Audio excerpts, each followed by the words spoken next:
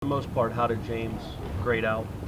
I guess not for the most part. How did James grade out in that game? James played well. He had the one turnover, which can't do that, especially on the road back-to-back weeks as well. But a guy got through the line and he was getting ready to throw a ball, and I think we had a good window there. But I think for the most part, he executed the offense well.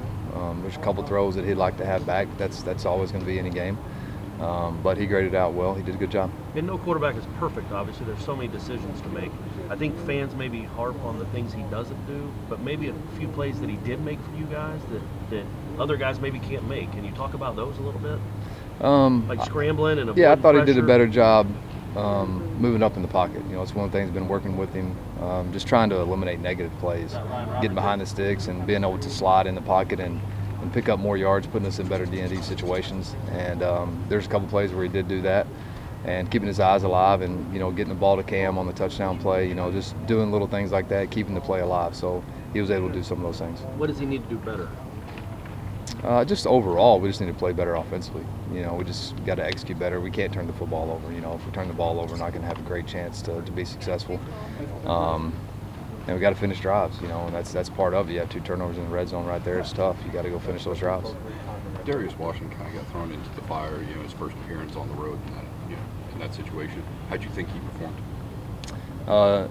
Early, he was a little shaky, and Darius was up there last night. We were talking to him about it. He said he was very nervous going out there, and everything was happening really, really fast. And then once he calmed down, he got into it, and he got after a guy, and he felt like, I'm strong enough to do this. So he ended up playing well, and that's what we're looking for offensively. We're not looking at birth certificates. We're looking at guys that can help us win. And it doesn't matter the age. So whatever guy that can be to plug in and be productive for us, that's what we're looking for. And he did a good job. Did the combo on the left side of Pacelli, Minshew, and Darius give you guys a different look, a different feel? Did it produce different results? Was it different than what maybe you expected when you had those 3 out there together? Yeah, Bavion got banged up, so Pacelli was playing. We had a plan to play Darius and Cole, so both those guys we knew were going to play. And getting Cole back and him being healthy and just trying to get more production out of the left tackle spot. And so Darius was a guy who's had good practices leading up, and that's what we're viewing everything from. You practice good, then you're going to have an opportunity to play, and he got in there, and he made some mistakes, but you're going to do that as a true freshman. He'll get better from it, and he'll learn from it. How well do you know Coach Babers? Very well. Coached together 2008 through 2011. He was outside receivers coach. I was inside receivers coach, and still talk. Great job that he's done at Syracuse, and really his whole stop. So, they're desperate just like we are. They are. And so he's going to come here, and he'll be very aggressive. I know Dino, and he'll have those guys ready to play. You mentioned that he was the older guy in that sort of dynamic, but he learned so much from the offense that your father ran from you because you seem to have such a good feel for it. Has it always been something intuitive that your father has run, that this offense always made sense and been comfortable for you to run and operate? Yeah, just being a high school coach's kid, I ran it growing up. That's all I ever did. I lived at the facility. So obviously the offense has changed over time.